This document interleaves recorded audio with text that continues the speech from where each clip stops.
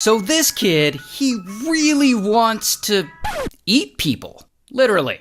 Now his name is Isai, and he's from Japan, and he comes from a really wealthy family. And one day, he's in class in the first grade, and he starts noticing his classmates' legs. And Isai is like, damn, that leg looks kind of tasty. And in fact, it looks so tasty to him that he kind of has the urge to bite into it. And his classmate is a boy, and he doesn't even like boys. And that's when Isai realizes that he kind of wants to eat people. And from that point on, he regularly fantasizes about gnawing on people constantly. And as the years pass, this fantasy of his just gets stronger and stronger. And specifically, he has a thing for Western women who are tall. Because, he's a short king. So he wants to eat a tall white woman. And eventually, Isai grows up, and he's 24 years old, and by this point, he's going out of his mind with these cannibalism fantasies. And that's when he finally gets an opportunity. Because one day, around this time, he notices a young German woman, and she's tall and white.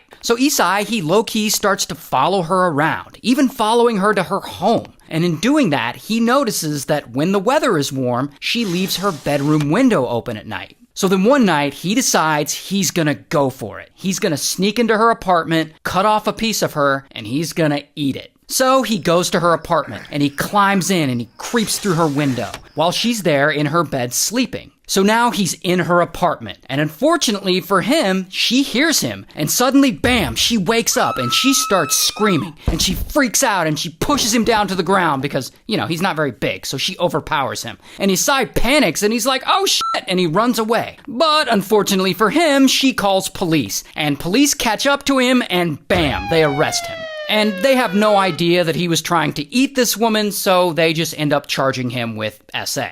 But remember how I said that he comes from a wealthy family? Well, lucky for him, his dad steps in and pays a large settlement to that German woman in exchange for her dropping the SA charges against Isai. So after all that, Isai walks away from this with a clean record. 4 years later, he moves from Tokyo all the way over to Paris. He's 28 years old at this point, and he wants to study language and get his PhD from the university there. However, his desire to eat people still hasn't gone away. So while he's there in Paris trying to get his PhD, nearly every night he hires a prostitute and he brings them home. And there he waits for a moment when they turn their back to him. And when they do, he low-key gets his rifle, because I guess he has a rifle, and he points it at them, because he's gonna unalive them.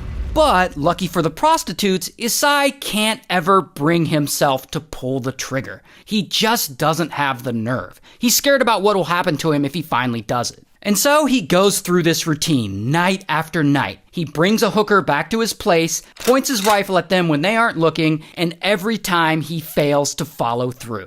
And this goes on for a few years. But then, one day, everything changes for Isai. Because he meets this woman, Renee. And Renee is a sweet, friendly student, and she's in one of his literature classes, and she also happens to be a tall, white woman. So Isai befriends her, and at some point, he invites her over to his place so that they can work on an assignment together. Once she's there, and they're studying or whatever, she's sitting down at a table, writing. She's not paying attention to him. And that is when Isai gets his rifle, and he sneaks up behind her, and he points it right at her head. And he pulls the trigger. Click. The gun misfires. And Renee, she doesn't notice or even hear what's happening behind her because she's concentrating so hard on her studies. Then, 2 days later, Isai invites her back over. And again, she's sitting down at a table, writing, and Isai does the same thing. He sneaks out of the room to get his rifle again, and he creeps up behind her, and he points it at her head, and he pulls the trigger. Blam! But this time, no misfire. She's unalived. And then, oddly, Isai is shocked. Like, he can't believe that he actually went through with it. So, he faints, and he falls on the floor. Moments later, he wakes up and regains consciousness. And he's like, okay, I guess I have to eat her now. And because he's a disgusting person, he essays her body, and then he proceeds to try and eat her. but he realizes his teeth aren't sharp enough, so then he has to leave the apartment and go out and buy a butcher knife. But yeah, then he eats as much of her as he can. Then, a few days later, the body, it's decomposing at this point. And he's like, shit, I gotta get her out of the apartment. So he stuffs what's left of her into 2 suitcases, then he brings those suitcases to a nearby park to dispose of them. But while he's at the park, some bystanders notice that there's a lot of blood dripping from this guy's suitcases. And it doesn't take long for people to call the police. And so, bam, they arrest Isai again.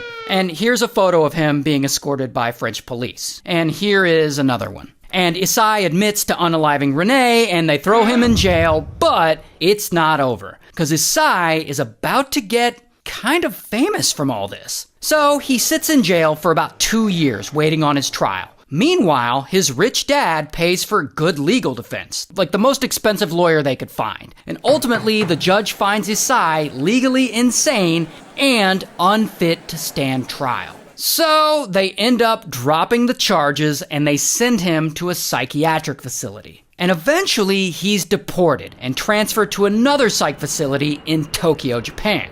But since he had been declared legally insane and the charges had been technically dropped in France, his court documents had been officially sealed. Which means the Japanese government can't charge him with a crime because there are no legal documents to back it up. So, unfortunately, they have to let him go. Only 5 years after he murdered Renee, he checks out of the psych facility in Tokyo. And now he's free. But he has trouble getting work because, businesses tend to not hire people who eat other people. But then, one day, a magazine approaches him and they ask him to write an article for them and they pay him a shitload of yen for it. So he does. And that gives Isai an idea. And he's like, oh snap, why don't I make some money writing books? I mean, he did study literature. He can write. So he starts writing books, like novels about his crime, about his obsession with eating people, and about what he did to Renee. And he does interviews and stuff, and he becomes kind of a minor celebrity in Japan. Bro even writes a manga, and he illustrates it, and has it published, and it's all about his experience unaliving and eating Renee. And it's like translated into English and everything. It's on Amazon, like anyone can go and buy it right now. And it's real messed up. Here, let me show you. I put the 2 suitcases in front of the door. It took me 2 nights to cut Renee.